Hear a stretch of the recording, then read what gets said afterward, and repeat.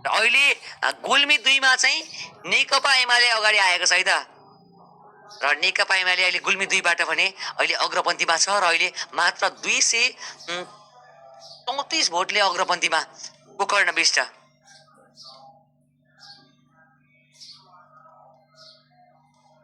र अहिले नेकपा कांग्रेसलाई हेर्ने, अहिले नेपाली कांग्रेसलाई हेर्ने हो भने चाहिँ अहिले र अहिले नेपाली कांग्रेसबाट भुवन प्रसादले भने अहिले 11,314 भोट लिएर आएका छन्। यानी कि अहिले गुल्मी 2 मा चाहिँ एकदम टक्कर भएको छ। र अहिले नेपाली अहिले नेकपा एमाले भने अग्रपन्थीमा छ भने तर गोकर्ण विष्ट अहिले अग्रपन्थीमा रहेका छन् नेकपा एमालेबाट गुल्मी 2 मा चाहिँ। तर गोविन्द पन्थी अहिले 14,000 भोट लिएर अहिले हामीले दोस्रो स्थानमा अहिले पछ्याउने क्रममा छन्।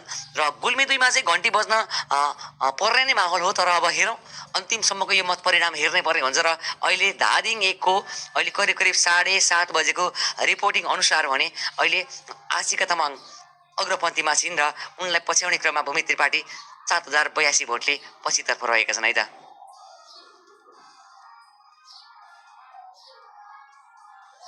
र अहिले हामीलाई भ्याएसम्म सबै ठाउँको मैले न्युज चाहिँ लिइराखेको छु। र अहिले आउनुहोस् हामीले झापाको 5वटै क्षेत्रमा हेरौँ है त। गएको यो 8 बजेको रिपोर्टिङ हामीलाई आएको छ र गएको 8 बजेको रिपोर्टिङ अनुसार अहिले झापा 1 मा निशा डाङ्गीले भने अहिले राष्ट्रिय स्वतन्त्र पार्टीबाट भने अहिले अग्रपन्थीमा रहेका छन् भने अहिले उतापट्टि झापा 1 बाट अहिले रासपा निशा डाङ्गीले भने अग्रपन्थीमा रहेको छन्।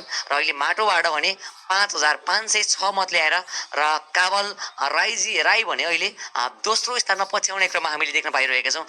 झापा 1 मा घन्टी अगाडि छ। र आउनुहोस् झापा 2 मा जाउँ र झापा 2 मा पनि अहिले इन्दिरा मगर भने 23,135 मतले भने अग्रपन्थीमा रहेको अवस्था छ भने उनलाई पछ्याउने क्रममा नेकपा एमालेका उम्मेद्वार देवराज घिमिरे भने 4,113 मतले भने पछ्याउने क्रममा रहेको छन्। र यति बेला झापा 2 को अवस्था घन्टीले बजाइदिएको छ। र आउनुहोस् झापा 3 मा हेरौँ र झापा 3 पनि फेरि पनि अहिले घन्टीमय अवस्था छ। प्रकाश पाठक यति बेला अग्रपन्थीमा हामीले रहेको देख्न पाइरहेका छौँ। र घन्टीबाट 22,600 अहिले 49 मतले भने अहिले झापा 3 मा र स्वतन्त्र पार्टीबाट अहिले भने एकदमै 3टै क्षेत्र यानी कि 5वटै क्षेत्रमा झापाबाट अहिले अग्रपन्थीमा घन्टी आएको छ।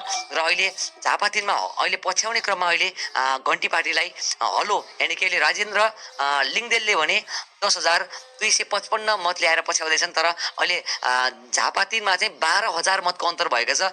झापा 4 मा चाहिँ अहिले शम्भु ढकाल घन्टीबाट भने 15,000 मत ल्याएर अग्रपन्थीमा रहेका छन्। र झापाको 5वटै क्षेत्रमा र अहिले म अबको माहौल भनेको हामीलाई कपिल वस्तु पनि आएको छ है त। र अहिले यो सकाउने बित्तिकै म भनिहाल्छु। र सौगातजीको लागि धेरै माया छ, जय घन्टी भन्नुभएको रहेछ, मिठो माया भन्न चाहन्छु सौगातजीको लागि पनि। र यति बेला झापा 1 मा घन्टी अगाडि छ, झापा 2 मा पनि घन्टी अगाडि छ, झापा 3 पनि घन्टी अगाडि छ भने झापा 4 पनि घन्टी अगाडि छ। र आउनुहोस् अहिले र हामी लुम्बिनी स्थित कपिल वस्तुमा हाम फालौँ है त।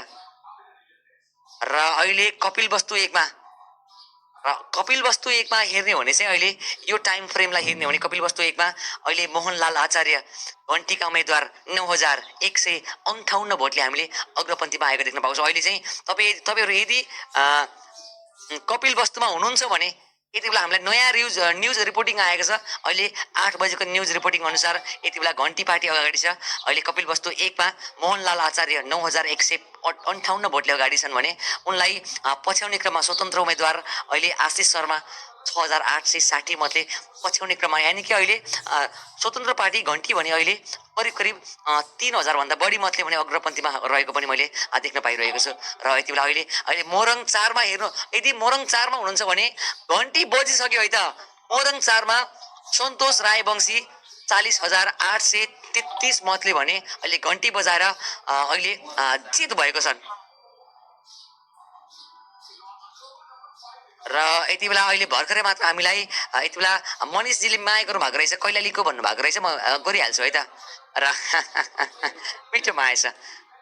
र अहिले हामीलाई गिरिराज पन्थीलजीले भने हामीलाई $10 माया गर्नु भएको रहेछ, धेरै माया तपाईँको लागि पनि। र support for Govind Panthi from अहिले गुल्मी भन्दै हुनुहुन्छ, तपाईँको लागि मिठो माया छ है त। हाम्रो गिरिराज पन्थीजीको लागि मिठो माया छ है त। र आउनुहोस् यति बेला अहिले गएको यो ताजा 8 बजेको रिपोर्टिङ अनुसार घन्टी यानि कि अहिले मोरङ 4